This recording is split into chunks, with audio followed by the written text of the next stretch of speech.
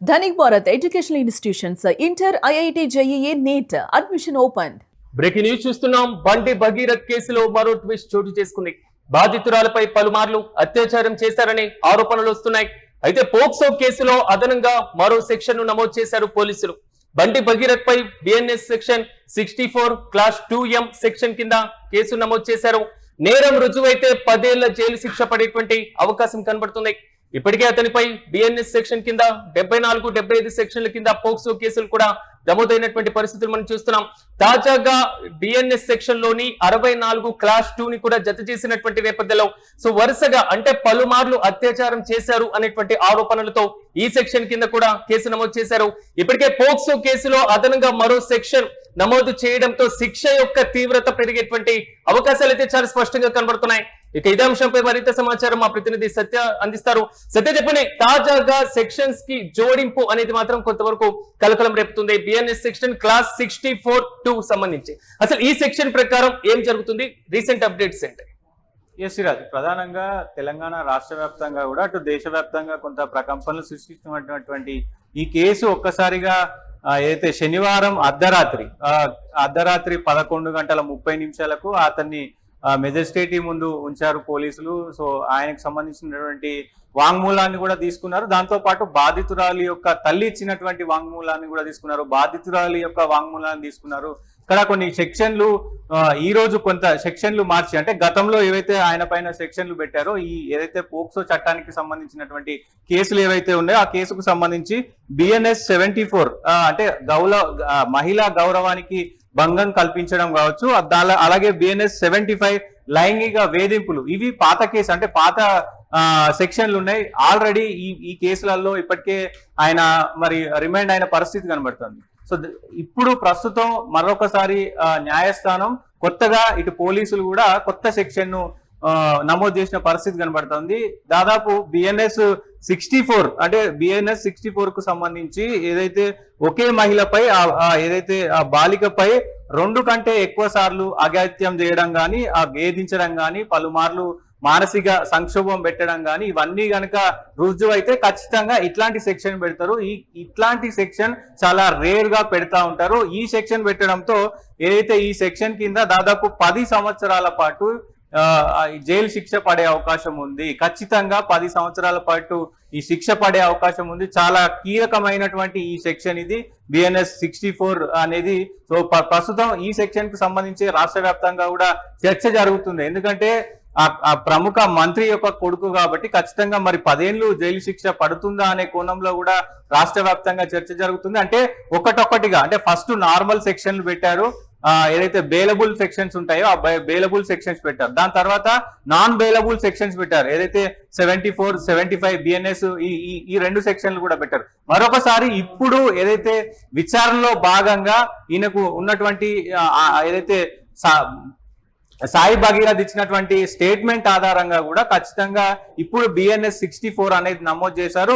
ఈ బిఎన్ఎస్ 64 అనేది కీలకంగా మారనుంది. దాదాపు ఇది కనుక మొత్తం కూడా ఇంప్లిమెంట్ అయితే దాదాపు 10 సంవత్సరాల పాటు కఠిన కారాగార శిక్ష పడే అవకాశం ఉంది. ఒక్కసారిగా అంటే సత్యం ఆల్రెడీ దీన్ని జోడింపు అనుకోవాలి. ఎందుకంటే మీరు అన్నట్లుగా 64 క్లాస్ 2 అంటే ఒకే నేరం మళ్ళీ అదే నేరం చేస్తూ ఉంటే తీవ్రత పెరుగుతుంది. ఇప్పుడు 74, 75 కు అదనంగా 64-2 అంటే మొత్తం ఓవరాల్ గా మాత్రం అంటే ఒకవేళ నేరం రుజువు అయితే శిక్ష తీవ్రత ఏ విధంగా ఉండేటువంటి అవకాశం ఉండొచ్చు? ఖచ్చితంగా ఈ 3 సెక్షన్ల కింద ఇప్పుడు పాత 2 సెక్షన్లు ఉన్నాయో ఆ 2 సెక్షన్లు కూడా కొంత వెసులుబాటు ఉన్నప్పటికీ కూడా ఏదైతే ఈ 64 బిఎన్ఎస్ 64 ఉందో, సో ఈ కేసు నమోదైన తర్వాత అంటే ఇది జోడించిన తర్వాత దీనికి సంబంధించి ఇంకా కొంత మరి పోలీసులకు కూడా పట్టు దొరికిందని చెప్పుకోవచ్చు. ఎందుకంటే ఇది ఖచ్చితంగా రుజువైతే కనుక మరి గురువారం రోజు, ఇప్పుడు వచ్చే గురువారం రోజు ఈ మధ్యంతర బెయిల్కు సంబంధించి వాళ్ళకి సంబంధించి హియరింగ్ ఉంది. ఆ హియరింగ్ లో ఆయనకు బెయిల్ వస్తే చెప్పలేం, కానీ బెయిల్ రాకపోతే కనుక ఖచ్చితంగా ఇంకొక 10 ఏళ్ల పాటు మరి కారాగార శిక్ష పడే అవకాశం కనబడతా ఉంది.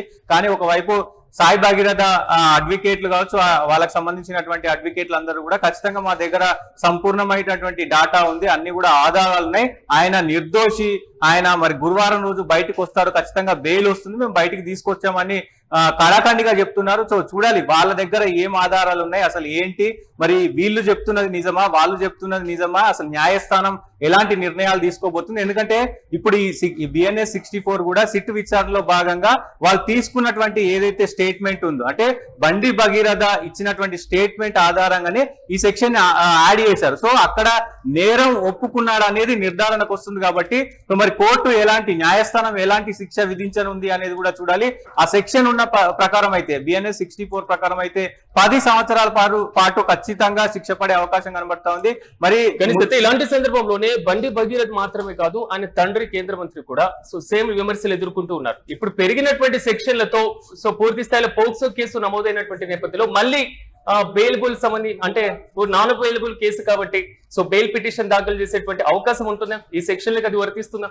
అంటే ఖచ్చితంగా ఈ కేసులో ఎవరైతే ఇన్వాల్వ్డ్ అయి ఉన్నారో దీనికి వాళ్ళు అంటే న్యాయవాదులు చెప్తున్న ప్రకారం అయితే భగీరథ్ ఒక్కడే ఈ కేసుకు సంబంధించి A1 గా ఉన్నారు. మిగతా వాళ్ళు ఎవ్వరు కూడా లేరు. ఖచ్చితంగా సోషల్ మీడియాలో కానీ అటు శాటిలైట్ మీడియాలో కానీ ఓన్లీ మీడియా రాజకీయ వర్గాల్లో చర్చ జరుగుతుంది.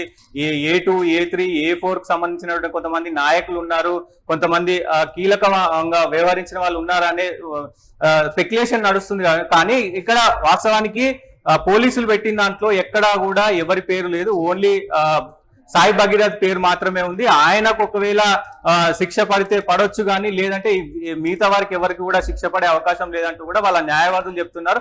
దాంతో పాటుగా దీనికి సంబంధించి ఇక్కడ ఇప్పటికే కొన్ని సెక్షన్ల ప్రకారం మరి ఖచ్చితంగా వాళ్ళు చెప్తున్న దాని ప్రకారం అయితే మేము గురువారం రోజు ఖచ్చితంగా బయటికి తీసుకొస్తాము సాయి భగీరథ్ అంటూ వాళ్ళు చెప్తున్న పరిస్థితి కనబడతా ఉంది. ఇటు పోలీసులు మాత్రం ఒక్కొక్క సెక్షన్ యాడ్ చేసుకుంటూ ఇప్పుడు ఆల్రెడీ ఈ 3 సెక్షన్లు యాడ్ అవడంతో పోలీసులకు కొంత పట్టు దొరికింది. ఖచ్చితంగా ఆయన లోపలేయడానికి ఎన్ని రోజులు వీలైతే అన్ని రోజులు లోపలేయడానికే మరి ఇక్కడ ప్రభుత్వం కానీ ఇక్కడ పోలీసులు కానీ చూస్తా ఉన్నారు. ఖచ్చితంగా మరి న్యాయస్థానం ఏం చెప్తుంది అనేది ఇక్కడ కీలకంగా మారనుంది. గురువారం రోజు ఎలాంటి వాదనలు ప్రతివాదనలు ఉంటాయి, వాళ్ళు ఏం చెప్తారు, ఇటు ఏదైతే సాయి భగీరథకు సంబంధించిన న్యాయవాదులు ఏం చెప్తారు, లేదు అనంటే సిట్ విచారణకు సంబంధించి ఇక్కడ ఏదైతే ప్రభుత్వానికి సంబంధించి కానీ ఈ కేసుకు సంబంధించినటువంటి వాళ్ళు కానీ మరి వాళ్ళు ఏం చెప్తారు అనేది కూడా కీలకంగా మారనుంది.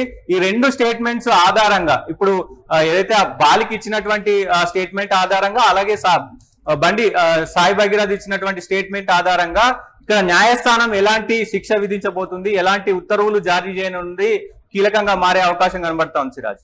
Right Satya, thank you. మొత్తం బండి భగీరథ్ కేసులో మరో ట్విస్ట్ చోటు చేసుకుంది. బాధితురాలపైన పలుమార్లు అత్యాచారం చేశారు అనేటువంటి ఆరోపణలతో పోక్సో కేసులో అదనంగా మరో సెక్షన్ నమోదు చేశారు పోలీసులు. ప్రధానంగా భగీరథ్ పై BNS 64 Class 2 M ను కూడా జత చేశారు. నేరం రుజువైతే 10 ఏళ్ల జైలు శిక్ష పడేటువంటి అవకాశం కనబడుతుంది.